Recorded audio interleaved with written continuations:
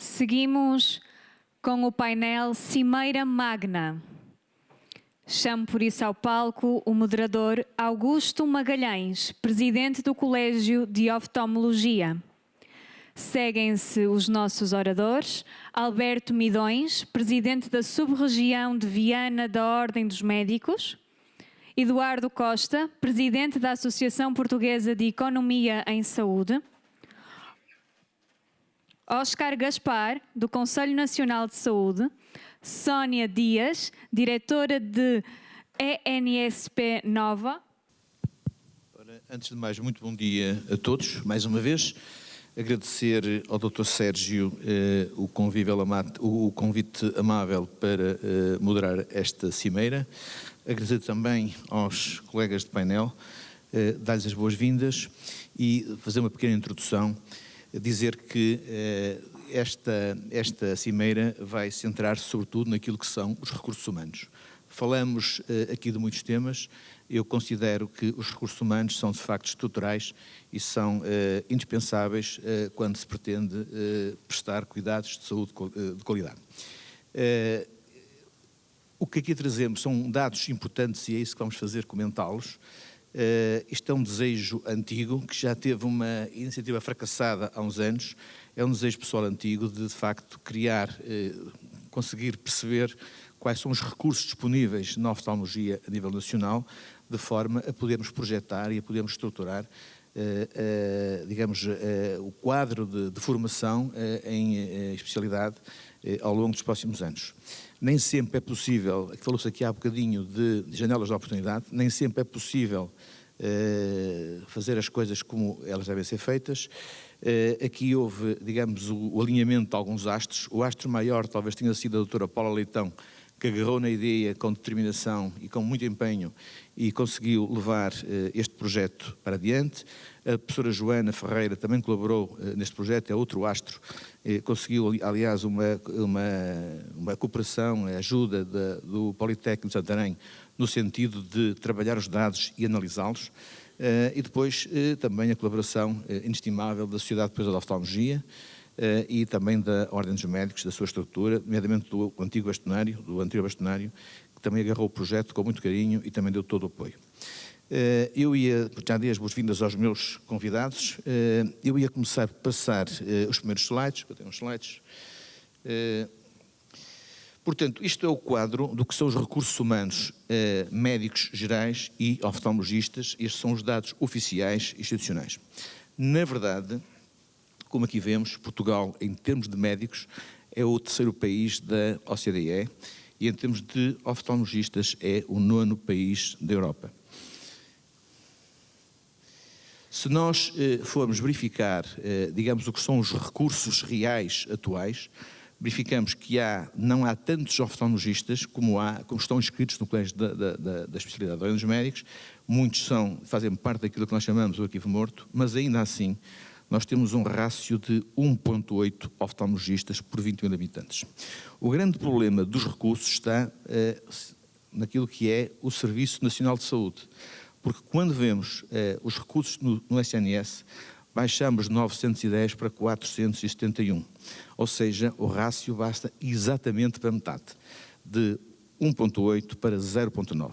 E isto, de facto, aqui há claramente uma insuficiência de recursos. Mas esta insuficiência é mais marcada quando nós consideramos os oftalmologistas que estão em tempo completo, que este rácio baixa, como aqui vem, para 0,7.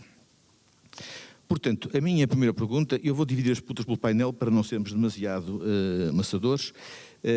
A minha primeira pergunta, eu gostava de a colocar ao Dr. Alberto Midões, que apresento já, que é o presidente da sub-região da Ordem dos Médicos de Viana do Castelo. A minha primeira questão é: doutor, é preciso formar mais médicos e, concretamente, é preciso formar mais oftalmologistas?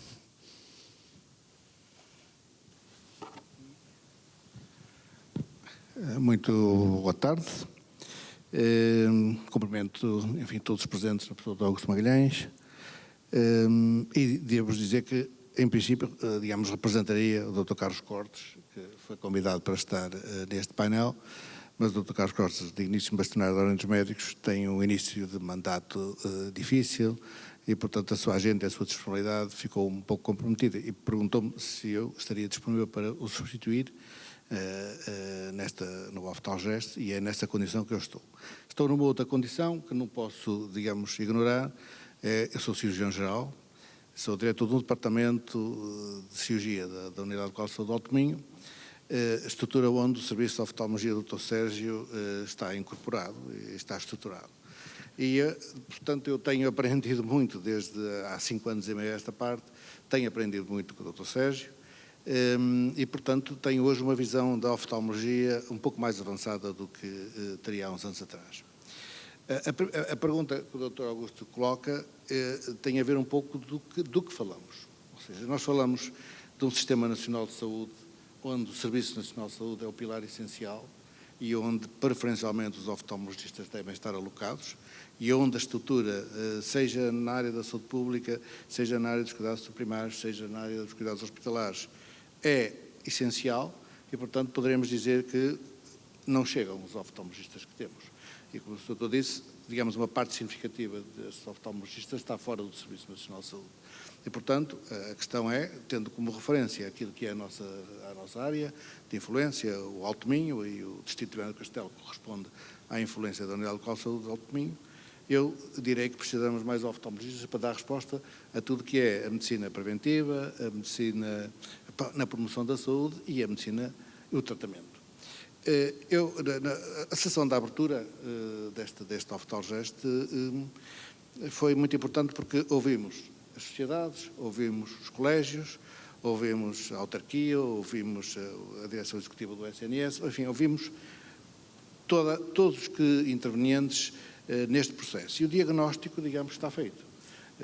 Eu perguntava ao Sérgio Azevedo, que realizou o Oftalgest 1, onde muitos assuntos foram abordados, o que decorreu do Oftalgest 1. Ou seja, passado um ano, digamos, das grandes iniciativas que teve e do grande debate que foi feito, o que decorreu, o que se fez, é uma reflexão nacional da maior importância, absolutamente oportuna, e a pergunta é o que decorreu daí.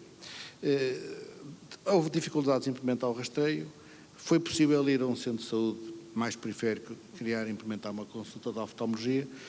Os horários, como disse, de 40 horas não são, digamos, o padrão, e, portanto, é preciso um forte investimento no Serviço Nacional de Saúde para fixar médicos, para formar médicos, e eu costumo dizer que um serviço hospitalar, há uma diferença significativa entre um serviço hospitalar e uma fábrica de operações.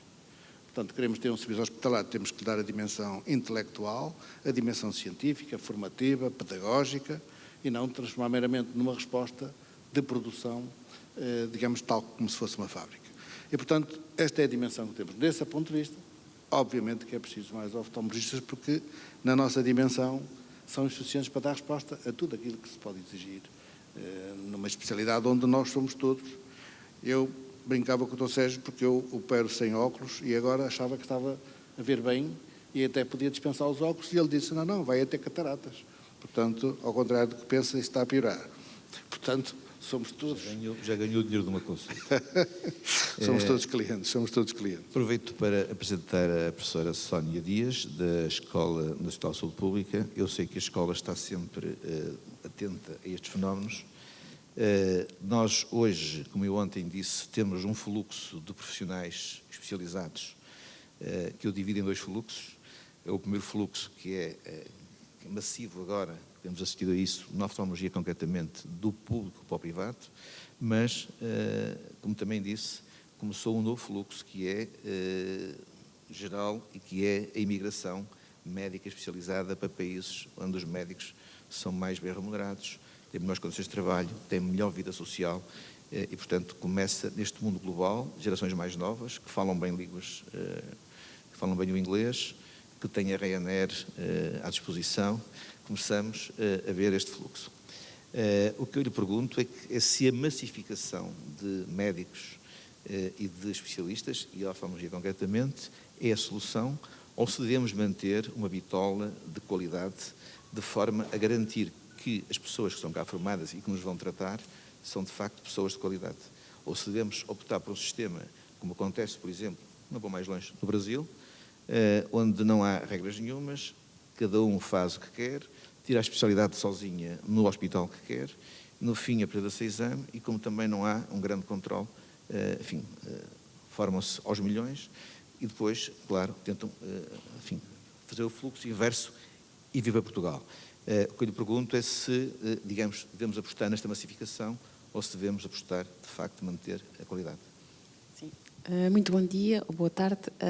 Cumprimento também o Presidente de Mesa, cumprimentando na sua pessoa os meus colegas de painel e cumprimentando também toda a audiência, agradecendo o convite para a Escola Nacional de Saúde Pública estar nesta sessão e agradecer também ao Dr. Sérgio em particular esse convite. De facto, a pergunta que coloca leva-nos talvez, e começaria por aí, numa questão mais ampla. E que tem a ver, de facto, com, eventualmente, até a integração de vários dos temas que estamos a debater neste evento e que tem muito a ver quando pensamos nas questões da integração de cuidados, na organização desses mesmos cuidados, no tipo de financiamento que queremos ter implementado e como é que todos estes pontos vão, no fundo, responder aos grandes desafios que temos pela frente na saúde, levam-nos provavelmente a uma primeira questão antes dessa, que será pensar que competências e que profissionais de saúde nós queremos formar para o futuro. Esta é a primeira grande pergunta que, enquanto escola de formação pós-graduada, nos preocupa, que profissionais de saúde precisamos de ter para estarmos aptos a responder aos grandes desafios da saúde, por um lado, mas também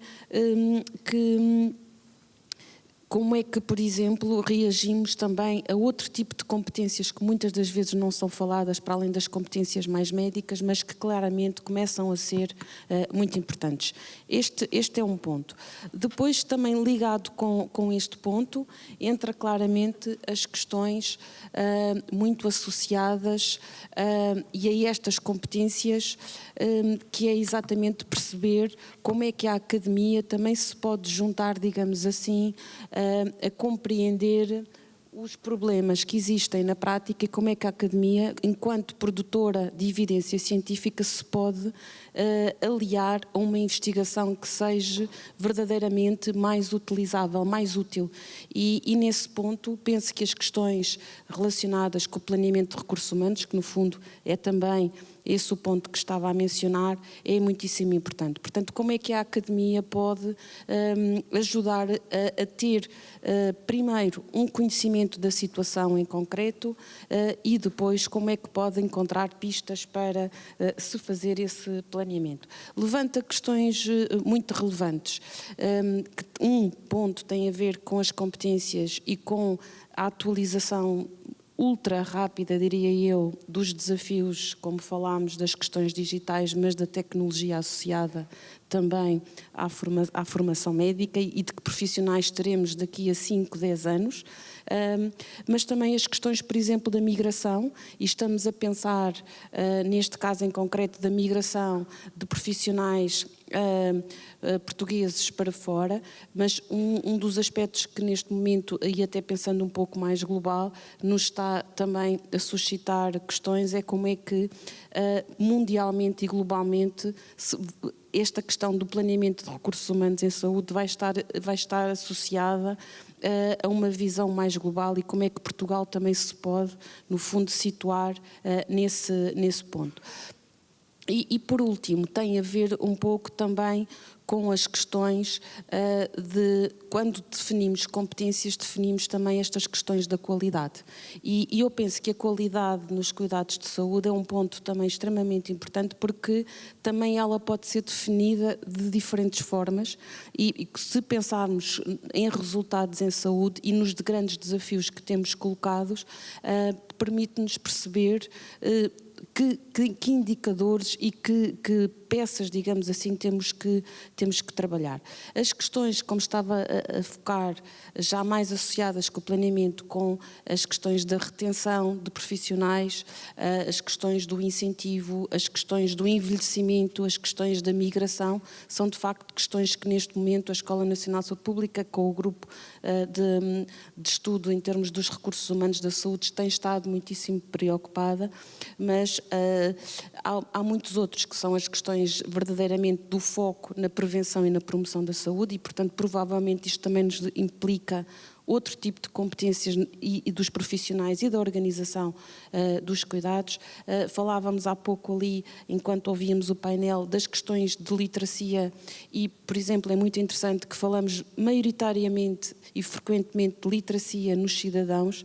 Acho que é importante começarmos a falar de literacia em saúde dentro do sistema de saúde e provavelmente algumas das especialidades teriam muito a ganhar se outros colegas de outras especialidades tivessem também literacia ou mais competências de literacia em algumas áreas e talvez se pudesse aproveitar várias oportunidades. E, portanto, neste sentido, na sua resposta, claramente, acho que é muito importante fazer um foco nas questões da qualidade.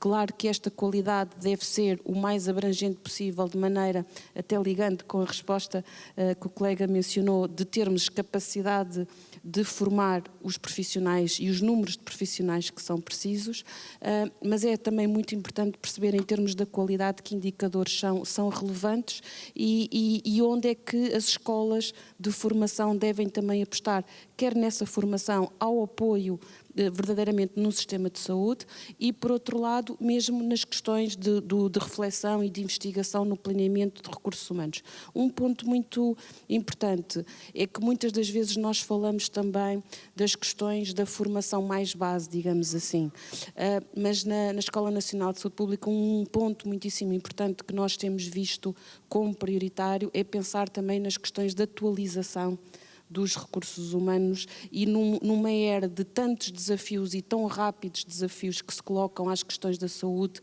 e às questões ligadas com a saúde, o digital, tecnológico, como é que nós vamos também conseguir nos aliar em termos de escolas de formação às necessidades de atualização das especialidades médicas, mas também de outros profissionais de saúde que são muito importantes para melhores ganhos em saúde e melhores cuidados de saúde. Muito obrigado, Sra. Professora. Este gráfico mostra a distribuição etária dos oftalmologistas portugueses. E não obstante as tais regras apertadas e os tais critérios apertados, verificamos que na última década, que é aquela que inclui os oftalmologistas, a responsabilidade do atual Colégio de Oftalmologia, verificamos que houve um aumento do número de oftalmologistas do sistema. Há ali na década, entre os 40 e 50, há uma diminuição. Isto tem a ver também com o estrangulamento que houve de acesso à escola médica nessa década e depois a distribuição é mais ou menos regular como aqui vem. Vemos que a cada ano no sistema temos um incremento de 2,5% de oftalmologistas e temos uma reforma de 1,7%, ou seja, no atual estado das coisas e da forma como vai correndo, vai fluindo o sistema, temos um balanço positivo anual de 0,8 oftalmologistas no sistema. Aqui a minha pergunta, eu ia começar pelo Dr. Eduardo Costa, da Associação Portuguesa de Economia. O Serviço Nacional de Saúde será capaz de reter e contratar os oftalmologistas ao ritmo da sua contratação, da sua formação? Então, muito boa tarde a todos. Muito obrigado pelo convite para estar aqui hoje. Antes de mais, cumprimentar o Sr. Ministro da Saúde, cumprimentar o Sr. Presidente da Câmara de Viana do Castelo e, acima de tudo, cumprimentar e agradecer ao Dr. Sérgio pelo convite para estar aqui hoje. E cumprimentar, obviamente, os meus colegas de painel. Eu diria que, se posso resumir, ou atrever-me a tentar resumir os seus 2 slides iniciais, eu diria que aquilo que nós temos é um número de oftalmologistas em Portugal que está mais ou menos alinhado com aquilo que são os padrões internacionais, mas o problema está no setor... Está um pouquinho acima da média. Um bocadinho acima até, mas o problema está no Serviço Nacional de Saúde, no qual estamos claramente com abaixo daquilo que seria desejável. E tendo em consideração que o acesso a cuidados de saúde em Portugal passa principalmente pela questão do Serviço Nacional de Saúde, isto coloca obviamente um grande desafio sobre a capacidade que nós temos interna de conseguir resolver e responder àquilo que são as necessidades dos nossos doentes. Isto significa que temos que trabalhar não apenas no que diz respeito à questão da formação, porque, ou seja, se o problema não é do número total de médicos, é da sua distribuição em Portugal, a formação por si só pode ajudar, mas não irá certamente resolver por si só o problema. Teremos que trabalhar naquilo que é toda a dimensão da retenção e da atração de profissionais de saúde dentro do Serviço Nacional de Saúde. E aí temos sempre a questão da remuneração, que podemos discutir, mas permitam-me passar um bocadinho ao lado da questão da remuneração por agora, porque há muitos outros fatores e muitos outros instrumentos que podem ser utilizados também para tentar atrair e reter profissionais de saúde dentro do próprio Serviço Nacional de Saúde. Estou a pensar, por exemplo, em questões relacionadas com oportunidades de desenvolver projetos de investigação, oportunidades de aceder à formação, as questões de autonomia com a qual os profissionais de saúde trabalham. Tudo isto são fatores que influenciam, alguns até influenciam mais do que a própria questão salarial, a retenção e a forma como nós conseguimos reter os médicos no Serviço Nacional de Saúde. Estou a pensar, por exemplo, em algumas iniciativas que até já foram aqui discutidas nestes dias do Oftalgest. Portanto, falámos da questão dos médicos nos cuidados de saúde primários, portanto, aproximando-se da população. Portanto, este tipo de iniciativas inovadoras que envolvem os próprios profissionais de saúde e colocam os profissionais de saúde a desenvolver e a criar novas respostas para responder à população são formas também de conseguir atrair e reter profissionais de saúde. Estou a pensar, por exemplo, nos centros de responsabilidade integrados, que permite um pagamento, chamamos assim, um pagamento por desempenho, uma espécie das USFs dos cuidados de saúde hospitalares, que podem também ter este benefício de conseguir melhorar a competitividade remuneratória do setor público em comparação com aquilo que é o setor privado. E, portanto, há um conjunto de alternativas que podem ser pensadas e que podem contribuir para apoiar essa retenção de médicos, oftalmologistas, neste caso, no Serviço Nacional de Saúde.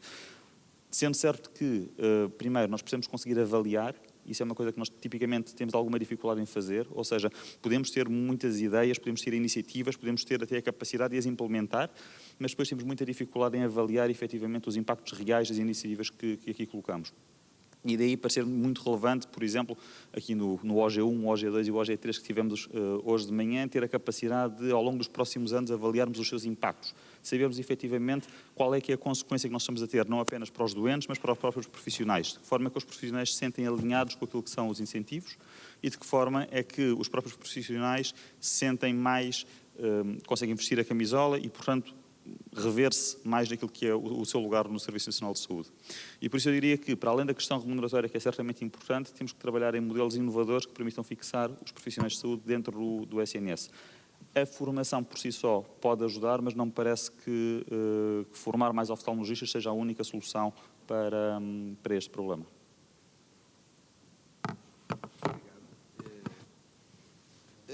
A segunda questão é esta. Será que, para além da oftalmologia, houve aqui um painel para além da oftalmologia, o Serviço Nacional de Saúde será capaz também de... Porque quando desenhamos a estratégia, havia um equilíbrio funcional entre o número de oftalmologistas e o número de técnicos superiores de diagnóstica terapêutica. Neste momento, esse equilíbrio desfez-se. Portanto, nesse aspecto, estamos desatualizados no que diz respeito à estratégia. A minha questão é se, para além disso, porque é que há estes constrangimentos neste momento? Há uma grande tendência, está aqui o Sr. Ministro, que também nos pode ajudar, se calhar, houve uma grande mudança no paradigma e há mais facilidade hoje de contratar novos médicos para os serviços, mas essa facilidade não tem sido extensiva aos técnicos.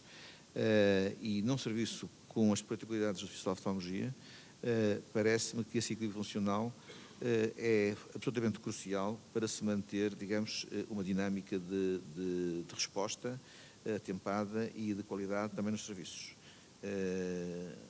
É possível também, neste aspecto, fazer esta melhoria? Eu penso que é certamente desejável avançar-se nesse caminho e nessa direção. Nós, na oftalmologia, mas como em praticamente todas as outras especialidades, os médicos não atuam sozinhos e não trabalham sozinhos. Portanto, estamos a falar de equipas de profissionais com várias competências, com vários perfis que têm que trabalhar em conjunto para desenvolver os seus e prestar cuidados aos seus doentes. No caso da oftalmologia em particular, essa colaboração parece-me fundamental. E aqui estaríamos não apenas a referir na questão da necessidade de nós conseguirmos reforçar os tais rácios de que estava a discutir, mas provavelmente pensarmos até que ponto é que, em determinadas circunstâncias e em determinados atos, não conseguimos ter uma maior colaboração precisamente com outros profissionais de saúde. Estou a pensar, por exemplo, naquilo que foi o OG2 que se falou hoje de manhã, da questão de termos profissionais que podem não ser médicos a tirar a imagem do olho do doente, que depois é enviado por telemedicina, digamos assim, para um outro médico que esteja num serviço central. Este tipo de questões, portanto, em que nós conseguimos tirar partido das várias competências que os vários profissionais de saúde têm, parece-me fundamental para conseguirmos lidar com aquilo que será sempre uma falta, uma dificuldade de termos o número de profissionais de saúde que desejaríamos todos ter dentro do Serviço Nacional de Saúde. Pronto, mesmo que consigamos aumentar aquilo que são o número de médicos no Serviço Nacional de Saúde, creio que ficaremos sempre aquém daquilo que seria a nossa expectativa, o nosso cenário ideal. Nós temos sempre muitas listas de espera, a ortopedia e a oftalmologia são sempre as duas principais especialidades que consomem muitos recursos, que têm muitas listas de espera e, portanto, não é apenas que conseguimos recrutar mais oftalmologistas que por si só vamos conseguir resolver esse problema. Portanto, nós temos de ter aqui uma estratégia integrada que vá para além daquilo que seja apenas o conceito do médico oftalmologista e que olhe também para aquilo que são outras profissões associadas à oftalmologia e que permitam prestar os tais cuidados de saúde de forma multidisciplinar. Nós falamos muito na questão multidisciplinar, mas depois muitas vezes acabamos por nos focar sempre, outra vez, no papel apenas do médico. E, de facto, aqui isto vai para além da questão apenas do médico. Estou-me a recordar, por exemplo, mencionei há pouco a questão dos centros de responsabilidade integrados, que me parece ser precisamente uma das abordagens nas quais existe um incentivo ao envolvimento multidisciplinar numa equipa. Portanto, para além apenas da questão dos próprios médicos, envolver outro tipo de profissionais na prestação desses cuidados de saúde e no desenvolvimento de abordagens inovadoras para prestar resposta a esses doentes. Portanto, certamente o caminho parece-me que terá que ir nessa direção.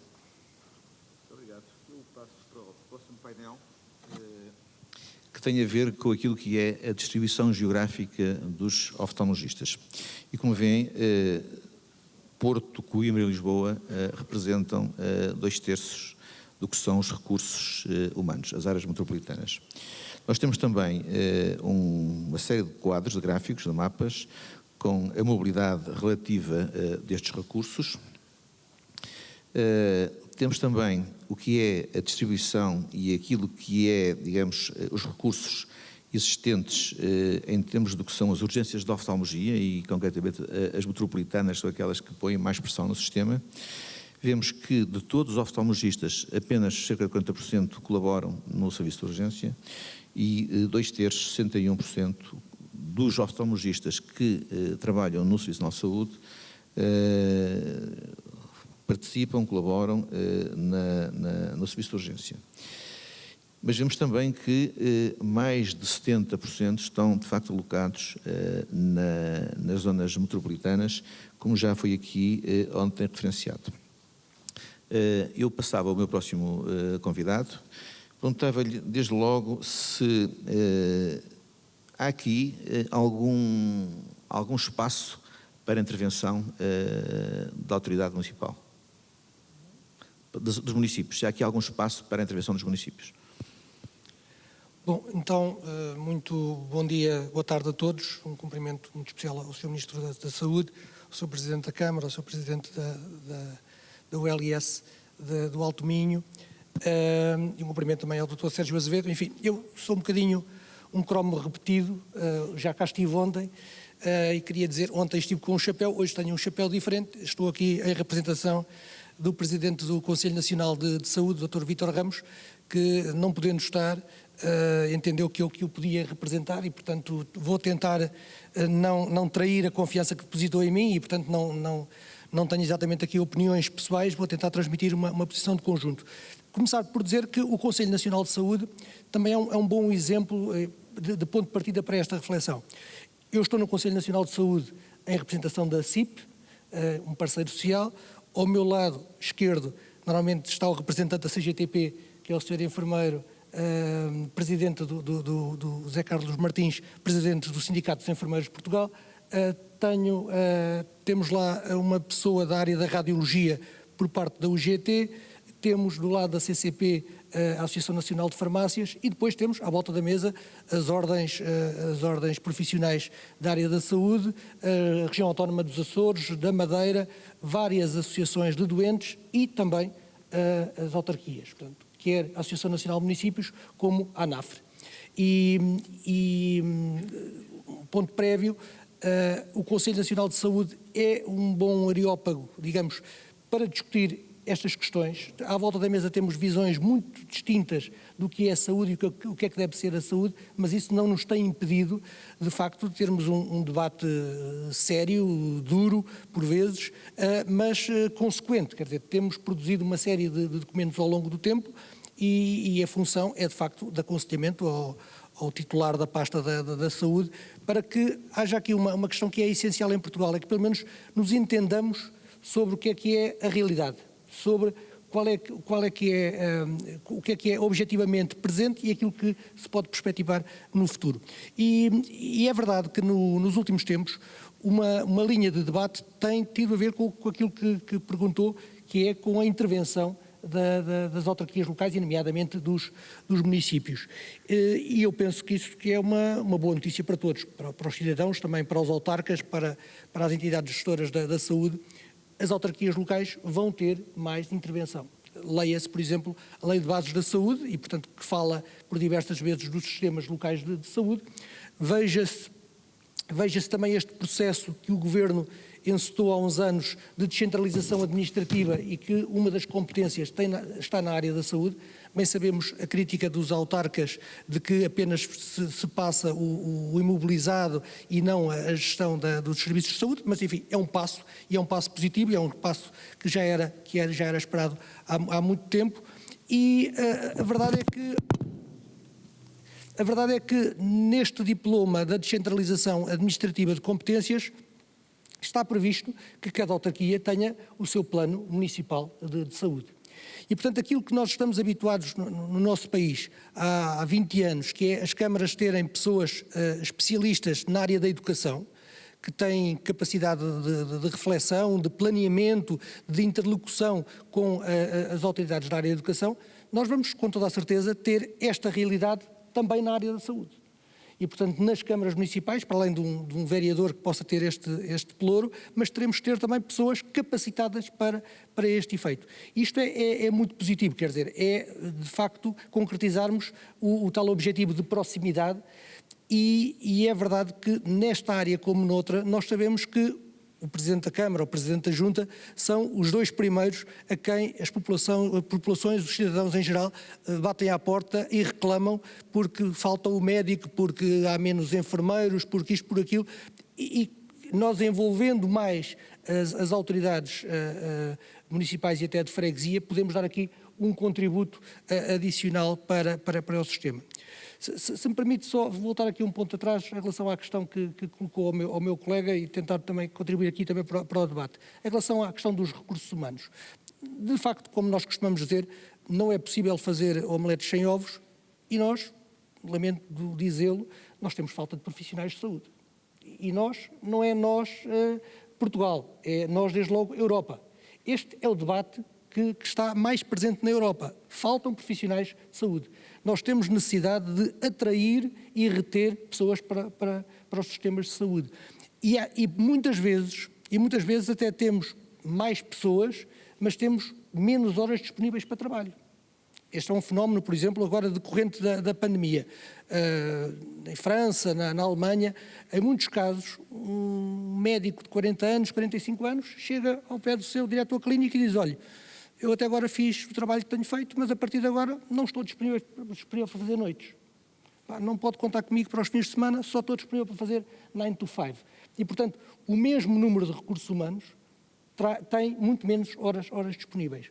E a verdade é que, ainda ontem disse, e hoje repito, ainda esta semana a nova Business School publicou um relatório em que comprova que no SNS temos hoje mais médicos, temos hoje mais enfermeiros, temos hoje mais assistentes operacionais do que há 2 ou 3 anos atrás. Temos mais. Agora, a questão é, as necessidades, a procura está a crescer a um nível muito superior ao da oferta. E, portanto, este é o tema. Quando nós nos preocupamos com a questão da sustentabilidade da saúde, podemos falar de organização, podemos falar de questões financeiras, podemos falar de muitas outras coisas, mas temos que ter esta consciência. A questão dos recursos humanos é absolutamente central para esta matéria. E não nos enganemos de pensar, bom, não há os médicos aqui porque eles estão acolá. Não, quer dizer, em Portugal não há. Quando falamos de anestesistas, quando falamos de dermatologistas, quando falamos de psiquiatras, de pedopsiquiatras, de pediatras, não é o facto de eles estarem no público ou no privado, quer dizer, não estão. E, portanto, precisamos, de facto, de ter mais recursos humanos e de os afetar também em termos regionais, que é outra coisa curiosa, passou esses slides muito interessantes. Às vezes, noutros setores, diz-se, bom, o país está muito concentrado, de facto, em Lisboa, o Porto, na saúde também em Coimbra, e, portanto, o problema é de distribuição dos médicos. Mas depois, repare-se, quando aconteceram problemas nas maternidades, onde é que aconteceram? Foi exatamente em Lisboa e em Setúbal. Portanto, não foi no interior do país. Portanto, não é uma questão do interior contra o litoral. O problema é que, de facto, em muitas áreas, nós não temos profissionais suficientes para aquilo que são as necessidades. Discussão, mas não vamos ter tempo para isso hoje. Eu vou passar ao próximo bloco. Aproveito aqui a presença do Sr. Ministro, peço-lhe que olhe com muita atenção para estes slides. Tem a ver com a evolução da carreira médica hospitalar. Se olharmos ali para, no Serviço Nacional de Saúde, para aquilo que é o topo da carreira, que são os consultores, portanto, correspondentes a assistentes graduados sénior, temos 5,% de assistentes graduados sénior. E se olharmos para os serviços com idoneidade formativa, temos apenas 24 consultores graduados sénior, assistentes graduados de oftalmologia no país. Eu perguntava aqui ao representante da Ordem dos Médicos, ao Dr. Midões, se ele entende que isto é compatível com a atratividade da carreira médica, se uma carreira assim é de facto atrativa para os médicos especialistas, como já vimos no caso da oftalmologia, esmagadoramente muito diferenciados, e se isto pode ter de facto ou não um impacto importante na formação.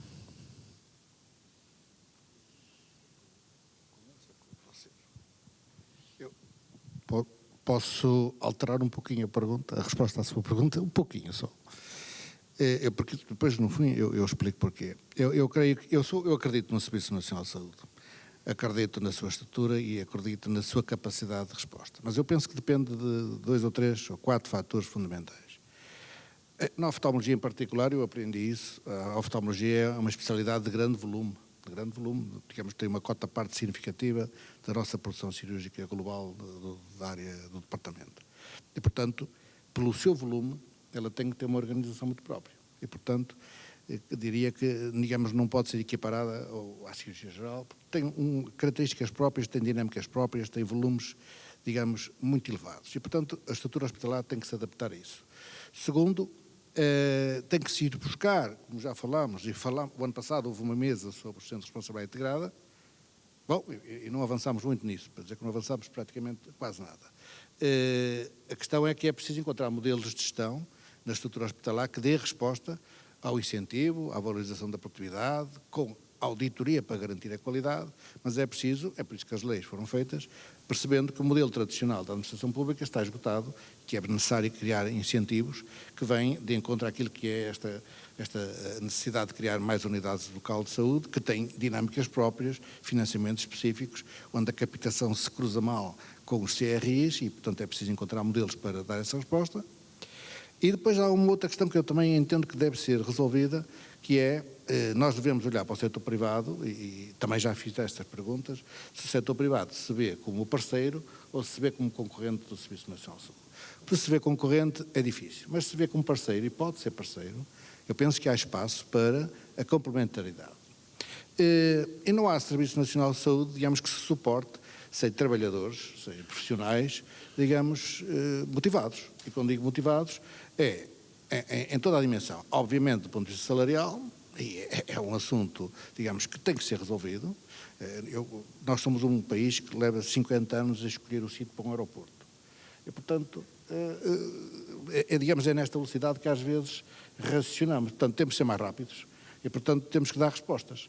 Porque senão, obviamente, as pessoas saem do Serviço Nacional de Saúde, procuram outras realidades, emigram, e, portanto, eu penso que este potencial enorme que tem o Serviço Nacional de Saúde, do qual eu acredito, digamos, merece respostas. Obviamente que depois é preciso que a carreira se estabeleça, que haja concursos, que haja provimentos, que haja vagas, que haja uma hierarquização no serviço, porque um assistente graduado sénior tem responsabilidades diferentes daquilo que é um assistente hospitalar. E tem que olhar para a sua carreira como uma forma, digamos, de se afirmar e de se encontrar, de estar bem. Eu acredito no Sistema Nacional de Saúde, mas é preciso que se deem passos nesse sentido. Vamos ter que acelerar um bocadinho, que estou-me aqui a censurar, mas eu estou dentro do meu tempo ainda. Tem a ver com a distribuição por setores económicos dos oftalmologistas. Nós vemos que exclusividade no privado, apesar de tudo, já é 1/4 dos oftalmologistas. Portanto, esta questão dos fluxos não é tão irrelevante como diz o Dr. Oscar Gaspar. No SNS a exclusividade é residual, 4%. E, portanto, vemos que a grande maioria, de facto, acumula o setor económico, entre o público e o privado, e isto vai mantendo um equilíbrio, apesar de tudo, razoável no sistema, porque as pessoas vão conseguindo fazer, de facto, a ponte entre um sistema e outro. Vemos que a carga de horas no privado essencial já ultrapassou, em termos de tempo de trabalho, a carga que os oftalmologistas prestam no serviço público. E, portanto, eu ia perguntar ao Dr. Eduardo se acha que é importante reverter isso, e pedir uma resposta relativamente rápida, porque temos mesmo que despachar, temos que fazer um encerramento, se é importante reverter esta tendência, este fluxo, ou se isto, pelo contrário, pode ser uma oportunidade para evoluir para um Sistema Nacional de Saúde. Ora bem, de forma telegráfica, então, eu diria que nós temos que distinguir duas dimensões que são diferentes. Portanto, uma questão é a questão da prestação, onde é que os cuidados são prestados, se são prestados no setor público ou são prestados no setor privado. Uma outra dimensão, que muitas vezes nós ignoramos aqui, é como é que esses cuidados são pagos, portanto, como é que é feito o financiamento desses cuidados de saúde, se é feito pelo setor público ou se é feito pelos seguros de saúde privados, que falámos aqui há pouco, ou pelas próprias despesas da população. E já agora aproveitar também para dar uma nota, nós estávamos a referir há pouco que temos uma grande parte da nossa população coberta por seguros de saúde, o que é de facto verdade, mas apesar de termos uma grande parte da população coberta por seguros de saúde, a despesa feita por esses seguros de saúde é muito pequenina. Portanto, nós temos 30% da população coberta por seguros de saúde e esses seguros de saúde representam 4% daquilo que é a despesa de saúde. O que significa que os seguros de saúde ou estão a cobrir pessoas que não têm grandes necessidades de saúde, pessoas mais jovens, ou então que essas pessoas não usam exclusivamente o setor privado e recorrem também ao setor público. E, portanto, sim, nós temos este problema de equilíbrio deste mercado de trabalho dual, em que temos médicos no setor público que acumulam com o setor privado e vice-versa, e cria alguma dificuldade sobre a forma como nós conseguimos equilibrar aqui a balança. Eu diria que temos obviamente que trabalhar, e já tínhamos falado disso antes, em melhorar a atratividade do próprio SNS, portanto, se queremos ter mais oftalmologistas e se queremos que essa prestação seja feita no Serviço Nacional de Saúde, temos que melhorar a atratividade do SNS, já falámos sobre várias potenciais iniciativas nesse sentido, mas diria que uma outra alternativa, mas isso é uma questão política, é decidirmos se não queremos que a prestação seja feita no SNS e se a queremos que seja feita no setor privado e, nesse sentido, como é que queremos assegurar o acesso aos cuidados de saúde da população, nomeadamente se queremos utilizar financiamento público para financiar a atividade pública feita no setor privado. Muito bem, passo muito rapidamente ao próximo painel. Aqui vem o que é a atividade tipo do oftalmologista em Portugal, portanto tem uma atividade essencialmente clínica e isto pode também ter aqui, pode ser algum erro do ponto de vista estratégico para os oftalmologistas. Como veem também, quer em termos do que é consulta, que aqui está representado, que é a grande maioria faz uma consulta com diferenciação nas várias áreas de subespecialização da oftalmologia. Eu pensava que tinha aqui a cirurgia, mas não tenho realmente.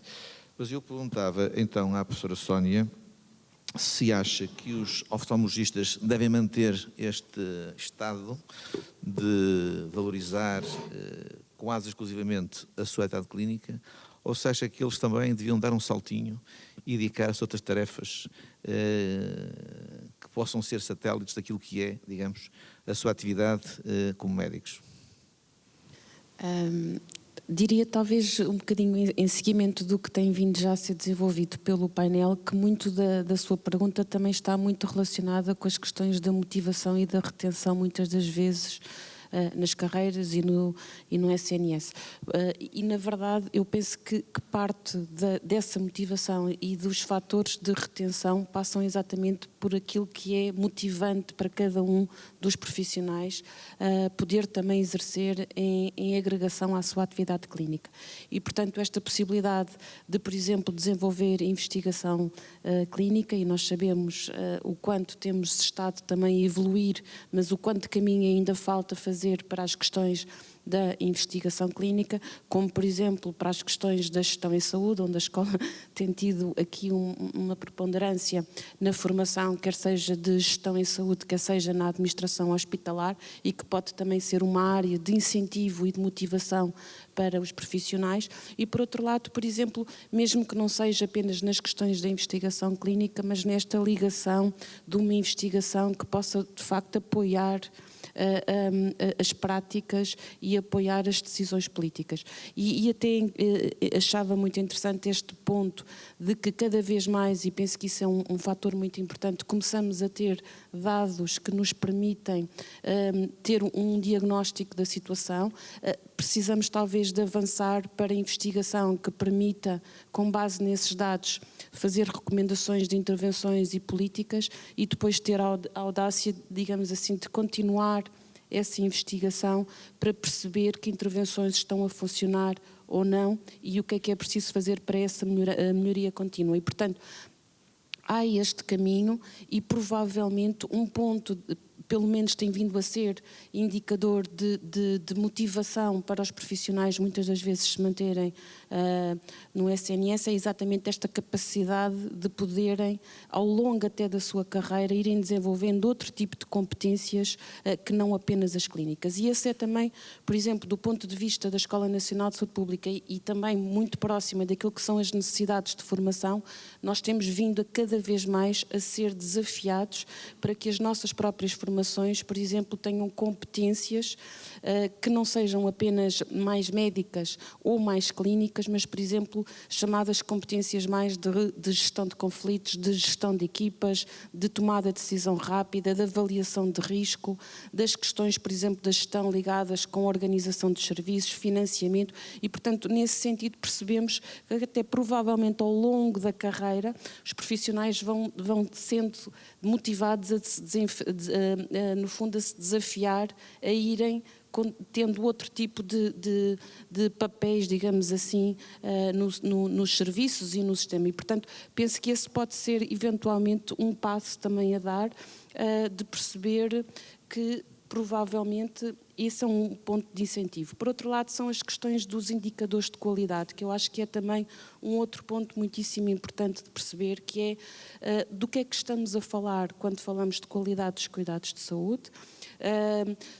Temos também até aqui todo o espectro das questões do acesso aos serviços e claramente Portugal tem esta questão da desigualdade que é muito premente, quer às vezes do ponto de vista mais socioeconómico ou das regiões, mas também temos, por exemplo, as questões da qualidade quando pensamos na satisfação e em indicadores que são dados pelos próprios utentes.